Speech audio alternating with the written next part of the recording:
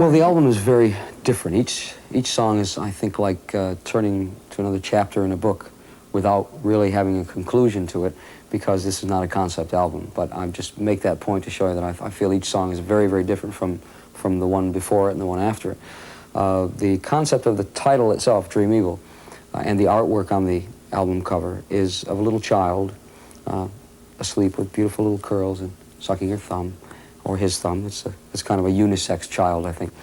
And coming out from under the bed are horrible hands and clowns in the corner with knives. All the things I think that little children think about when they look like they're so peaceful.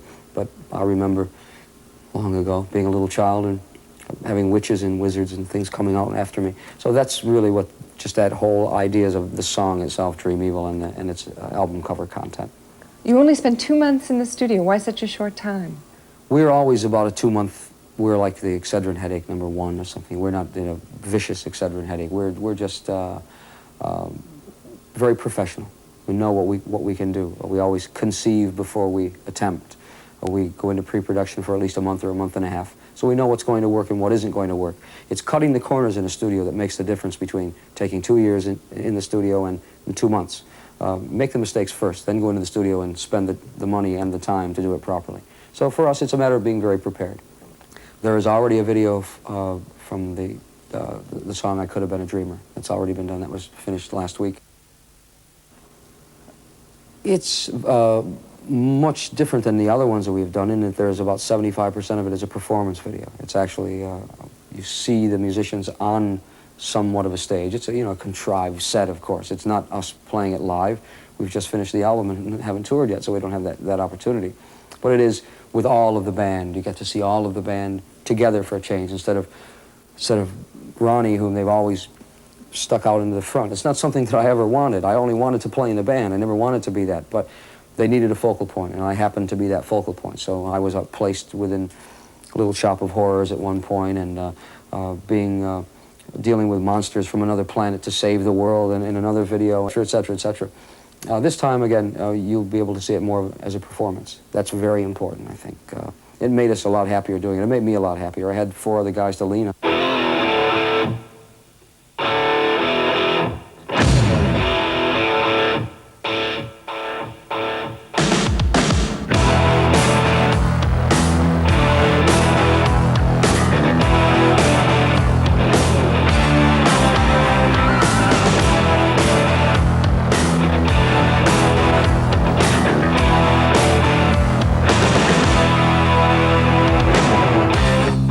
Ride with the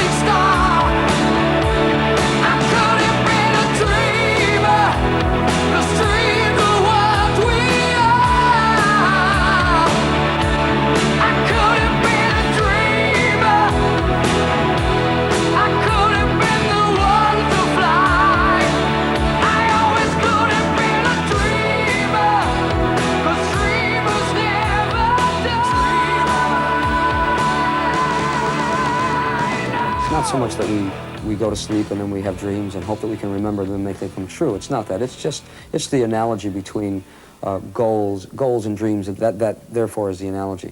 And dreams are actually what reality is made of eventually anyway, because if you don't have any goals and thoughts, so well, how can that become a reality? It can't.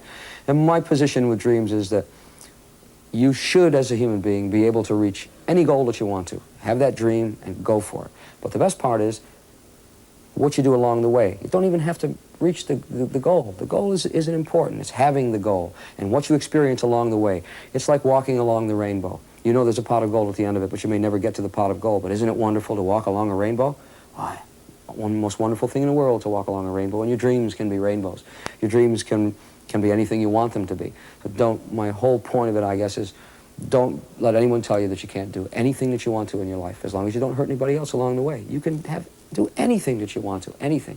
I'm a great example of that. What is your favorite dream that you made come true? The best dream I made come true was to complete the hearing aid project that we did. To finally do something for someone else, to finally give something back in a big way, and to thank everybody for doing it, for allowing me to be what I am, to be successful, to have people who care about me. If we don't give back in our lives, then it's just a dead end.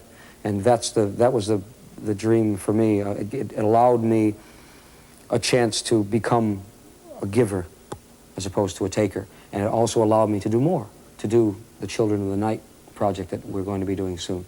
We're doing 3 other shows. Japan Aid is one of them, and Shanghai Aid is another. We'll be probably the first male heavy metal band, hard rock band to go to China.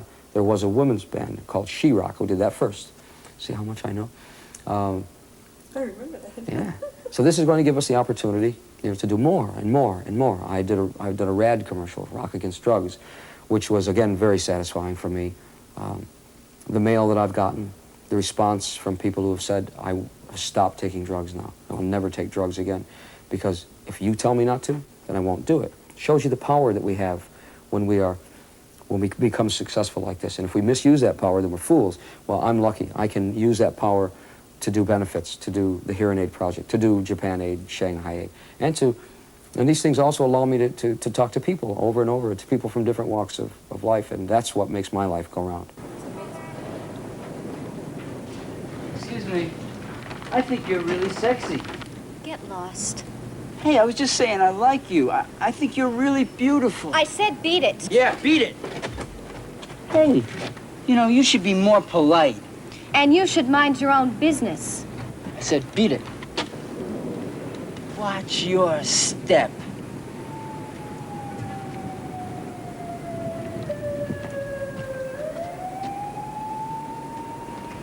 You're late. Hey, I rescue you and you complain? Where's the guitar? What's in this bag? I wanted to talk to you about that. You see, I sold it. You did what? I got myself a job, okay? But I needed to invest a little money. You gotta be putting me on. Hey, that was mine too, Come on. Can I park your car, madame? You look pathetic. Look, I could pay for the guitar in a couple of weeks. I could be making $200 a week. Oh, so you sold out. Yeah, well, maybe I'm getting out now, too. Crazy what?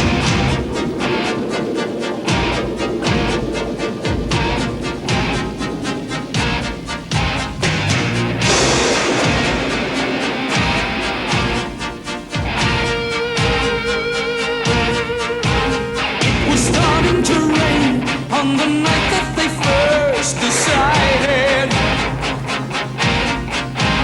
it was blinding snow. On the night that they ran away, they were found in the dark, but they never returned. Just like somebody sang, oh, bang, yeah.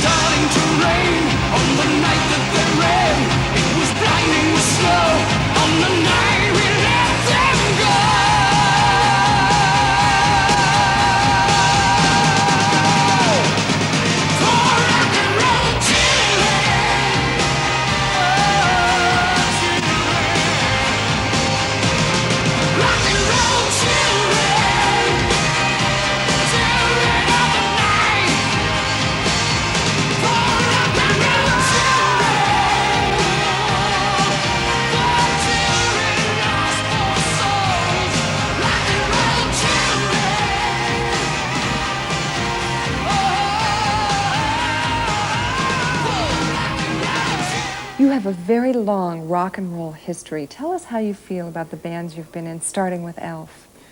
Well, that for me was, that was heaven. That was a time when we all grew up. I was just a little kid then. I learned everything about, not everything about it, but all the things that I'd never seen or only heard of before then. It was a band that allowed me to go everywhere in Europe, everywhere in the world. It was a band that I went through with my eyes so wide, just trying to drink it all in and experience it all. And then came a little bit more reality. Then I joined Rainbow, and Richie and I put that band together. And then I started to deal with a little bit more of the people who were difficult to deal with, and probably made me more difficult to deal with as well. And then through that to Sabbath, even more difficult. And then to this one, which in some ways was difficult as well, has been difficult. There's a lot to prove in the beginning, and then a lot to maintain as you go along. But I think that the Sabbath and Rainbow times for me were, I'll take this one aside, the Dio time aside. Those were great things for me because now I hear bands like Europe, for example. We met Europe for the first time in Japan, and the bass player came to me and said, you have no idea how much Rainbow, and especially the second album that we did was called Rainbow Rising, how much it meant to all of us in Sweden, the bands who are now playing. He said, I saw you when I was 12 years old, and that's what I meant about the part about feeling a bit kind of stained. But he said, because of that band and because of the music that you made, we now are Europe. We are the band Europe, and our success, we think, is a lot to do with you. What a wonderful thing to say. What a wonderful feeling in my heart to realize that I had done something that was that important. And the same in Black Sabbath. Black Sabbath was the band from the Heaven and Hell album, anyway, that in a lot of ways started the resurgence again of what we call heavy metal today. Black Sabbath was the band in the beginning, when Ozzy was in it, that introduced this kind of music to people. And then after the descent to the ashes and the departure of Ozzy, and then my inclusion in the band, we were Phoenix again, rising from the ashes, and suddenly Black Sabbath was again the band on the leading edge with that album of making heavy metal music what it was again. So I've been involved in a couple classical things there.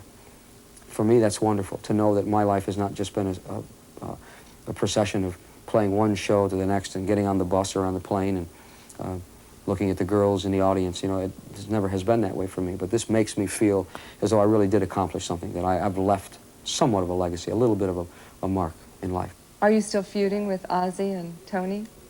I never feud with Ozzy. No, I never feud with Ozzy. I happen to like Ozzy an awful lot, and Ozzy and I happen to be friends. But we're not stupid people either, and a lot of times it makes for good press. I've not seen Tony since I did what was called the first American Video, I think it was American Video Awards with Casey Kasem, one that he did. And it was the first I had seen Tony in 2 years. We had not spoken. There was quite a feud that was built up in magazines for sure. But when I saw him that night, it was, how you doing, Tony? We shook hands, and that's the end of it. You know, that life is not a grudge and shouldn't be. Since that time, I've not seen Tony, and I've not said a bad word about anybody, and don't plan to and won't say a bad word about anybody. I learned a great lesson from that, that people the kids that you're making music for don't care what you have to say about how bad this person is or how bad that person is. All they want to know is about the music, or how you made it, or when you're going to make your next one. They don't really care about the dirty laundry that's being aired. So I learned that lesson from the Sabbath days, and I'm not going to do it again. I love everybody.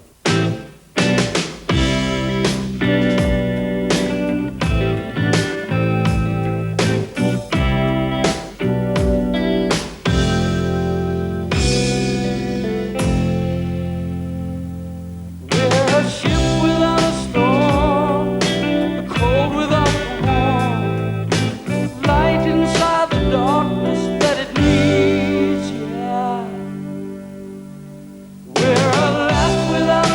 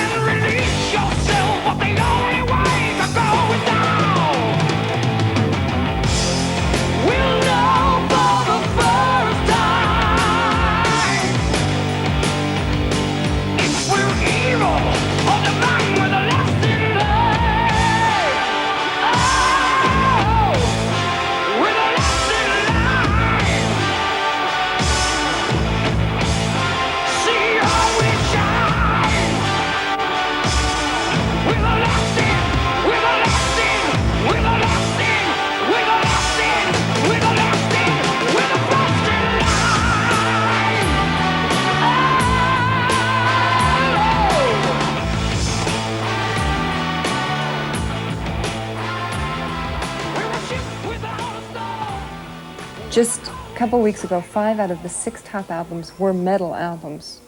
What do you think about that? Well, we go through so many labels. There always seems to be the need for some kind of label. I don't know why. Are you a heavy metal band? Are you a hard rock band? Are you a reggae band? Well, because the things change so rapidly, if Megadeth and Metallica and Slayer are heavy metal bands, then we're not. If Dio and Iron Maiden and Judas Priest are heavy metal bands, then they're not. So I only say hard rock because it encompasses more of the generality than does we're a heavy metal band and having to explain it, I think. So we're a hard rock band, I guess. I think you'll have to give John Bon Jovi and his band a lot of credit for the advent of 5 of those being in the 5 out of 6. It's a band that, because of their youthful good looks and New Jersey street attitude, and yet very more poppy metal music, has given them great acceptance within Middle America, people who read People magazine and Us magazine and Time magazine and Life magazine, as opposed to those who read the other publications, Kerrang and Metal Hammer, etc., etc. So once you're accepted that way, then everyone accepts you. Oh, well, Mom likes Bon Jovi, so I guess we'll play that record, won't we? So I think that has helped an awful lot. I've never seen the death of the fans of this kind of music, ever. They've always been there. They always will be there. The PMRC was not kind to us either. That, I think, took a great big chunk out of the success that maybe should have been sooner than it is right now. But for all those reasons, there seems to be a resurgence from perhaps, again, Bon Jovi, and maybe with the problems that Jim and Tammy are having at the moment, and the $8 million gathered by, what's his name? See how soon we forget? Oral Roberts, yes. Oh, right. Yes, Oral Roberts. With their problems, I think they've decided that they got to look in their own backyard before they go after us again. So they've left us alone somewhat, and I think it's given the music a chance to expand itself and be accepted by more people. Do you think the PMRC has hurt? I wonder if that's Yes. Yeah? Absolutely, yes. It certainly hurt touring. I mean, we were out there at the time. We toured before PMRC on the same album and after PMRC. And we really saw the evidence there that a lot of parents did not want their children to go to those shows because they said at a Dio show there were sacrifices on stage. And, you know, I mean, how do we change that attitude? I don't know. I guess maybe we don't.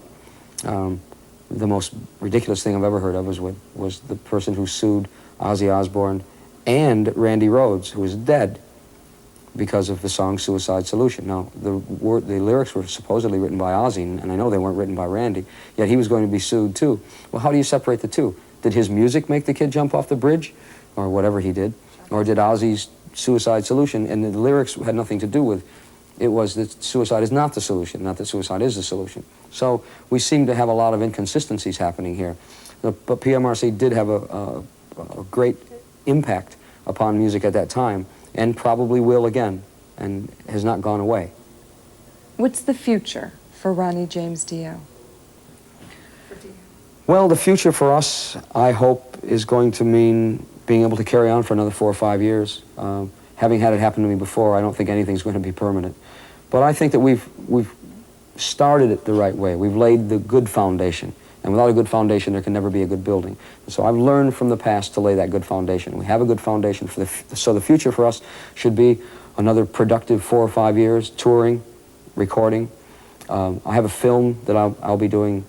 Hopefully it'll be through in a couple of years. That's what I said a couple of years ago. Animated film, that animated? It was going to be an animated film. I've since decided that it should be a real-life film. After all, I do deal in real life, so why not make it real life? That will be in the future, hopefully. More things to help people in the world, if possible. I don't plan on making a career of that, by the way. I don't plan on being Bob Geldof. I do have myself to deal with. We all have ourselves to deal with at some time. But I will do as many as I possibly can. So the future holds nothing but brightness, I hope. And I said I hope. I shouldn't have said that. The whole future holds nothing but brightness. I mean, you have to look at it that way. The future is going to be wonderful for all of us, for everyone in the world, and especially for Dio.